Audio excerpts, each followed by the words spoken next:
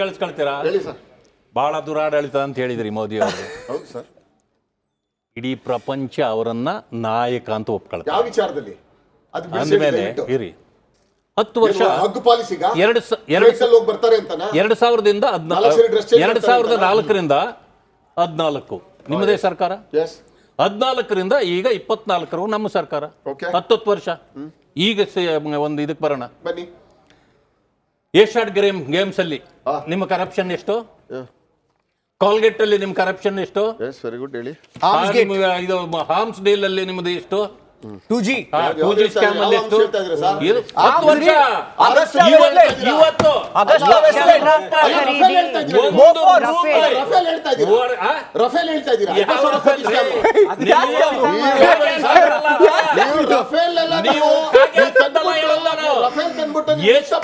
ನಿಮ್ಮ ಪರಿಸ್ಥಿತಿ ಹೇಗಾಗಿತ್ತು? Supreme court ನಿಮ್ಮನ್ನ ಎಲ್ಲಿ ಕಳಿಸಿದ್ರು? ಯಾರು? ಕಾಂಗ್ರೆಸ್ ಎಲ್ಲಿ ಕಳಿಸಿದ್ರು? 10 ವರ್ಷ ಆಯ್ತು. ಒಬ್ಬ MP ಇಂದ ಹಿಡಿದು ನೀವು ಯಾರ್ದು ಕೂಡ ಒಂದೇ ಒಂದು ಕರಪ್ಷನ್ ಚಾರ್ಜಸ್ ಕೇಂದ್ರದ ಮೇಲೆ ಹೇಳಲಿಕ್ಕೆ ಸಾಧ್ಯ ಇಲ್ಲ. ನಿಮ್ಮ ರಾಜ್ಯಸಭಾ MP ಮಂಡ್ಯದಲ್ಲಿ ಮಾಡಿದ್ರೆ 400 ಕೋಟಿ ರೂಪಾಯಿ ಏನಪ್ಪಾ ಹೆಂಗೆ ಜೋಡಿಸಿಟ್ಟಿದ್ರು ಕರೆನ್ಸಿ ಅಲ್ವಾ? ಅವರು ಸಾಹು ಅವರೇ ಹೇಳ್ತಾರೆ ಎಲ್ಲಾ ಪಾರ್ಟಿ ದುಡ್ಡು ಇದೆ ಅಂತ ಹೇಳ್ತಾರೆ. ನೀವು ಉತ್ತರ ಕೊಡಬೇಕಾಗ್ತಾಳೆ.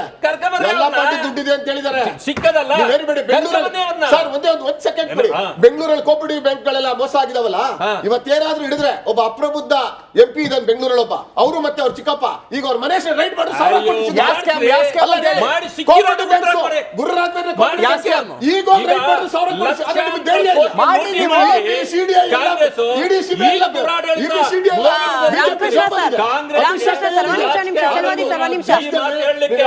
ರಾಘವೇಂದ್ರ ಕೋಆಪರೇಟಿವ್ ಬ್ಯಾಂಕ್ ಎಲ್ಲಿರೋದು?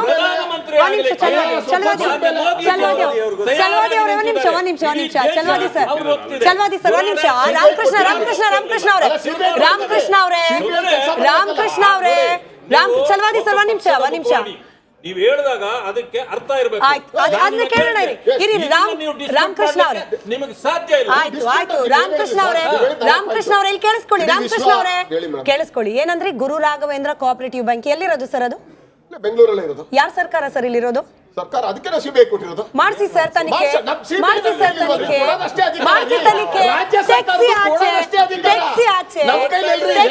ತೆಗೆದುಬಿಟ್ಟು ಇಡೀ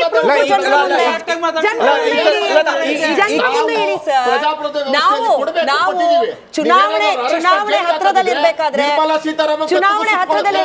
ರಿಪಬ್ಲಿಕ್ ಕನ್ನಡ ಕೂಡ ಓಪನ್ ವೇದಿಕೆ ಕೊಡುತ್ತೆ. ಸಿಟ್ಟಿಂಗ್ MP ನೀವ್ ಹೇಳಿದ್ರಲ್ಲ, ಸಿಟ್ಟಿಂಗ್ MP ಕರಪ್ಟ್ ಅನ್ನೋ ರಿಪೋರ್ಟ್ ನೀವೇನಾದ್ರು ಕೊಡಿಸ್ಬಿಟ್ರೆ ರಿಪಬ್ಲಿಕ್ ಕನ್ನಡದಲ್ಲೇ ಪ್ರಸಾರ ಮಾಡ್ತೀವಿ. ನೋಡ್ಲಿ ಜನ ನಿಮ್ ಸರ್ಕಾರದಿಂದ ಕೊಡ್ಸಿ ಸರ್. ಅದ್ರದೇ ಆದಂತ ಕೆಲಸ ಮಾಡುತ್ತೆ ಅಂತ ನಂಬಿಕೆಯಿಂದ ಕೊಟ್ಟಿದೀವಿ. ಅದು ಮೋದಿ ಅಮಿತ್ ಶಾ ಅವರು ಅದನ್ನ ಕೆಲಸ ಮಾಡಿದ್ರೆ ಅದು ಬಿಟ್ಕೊಂಡ್ರೆ ಕಾಲ್ ಪಾದಡಿಗೆ ಹಾಕೊಂಡ್ರೆ ನಾವೇನು ಮಾಡಕ್ಕಾಗಲ್ಲ. ನನ್ನ ಧರ್ಮ ನಾನು ಕೊಟ್ಟಿದ್ದೀನಿ. ಸಾವಿರಾರು ಜನದಲ್ಲಿ ಅಕೌಂಟ್ ಅಲ್ಲಿ ದುಡ್ಡಿಲ್ಲ, ಎಲ್ಲ ಸತ್ತಿದ್ದಾರೆ. ಅವ್ರು ಸೇರ್ಬೇಕು ಅಂತಕ್ಕಂಥದ್ದು ನನ್ನ ಧರ್ಮ. ಅದ್ರಲ್ಲಿ ಯಾರು ಮೋಸ ಮಾಡಿದ್ರೆ ಅವ್ರು ಜೈಲ್ಗೆ ಹೋಗ್ಬೇಕು ಅಂತಕ್ಕಂಥದ್ದು ನನ್ನ ಧರ್ಮ. ನೋಡಿ ಹೇಳಿದ್ರು ಸಿಬಿಐ ಡಿಪೆಂಡ್ ಮಾಡಿದ್ರು ಕೊಟ್ಟಿದೀವಿ ನಾವು. ಆದ್ರೆ ಅದನ್ನ ಮುಂದುವರಿಸ್ತಕ್ಕಂಥ ಒಂದು ಅಬ್ಸರ್ವೇಷನ್ ಪ್ಲಸ್ ಒಂದು ಪ್ರಶ್ನೆ. ಅಬ್ಸರ್ವೇಷನ್ ಏನಂದ್ರೆ, ನೀವು ಹೇಳ್ತೀರಾ ಗೋಧ್ರಾ ತರ ಒಂದು ಇದಾಗುತ್ತೆ ಅಂತ ಈ ಸಲ, ಈಗ 22ನೇ ತಾರೀಕು ಮುಂಚೆ.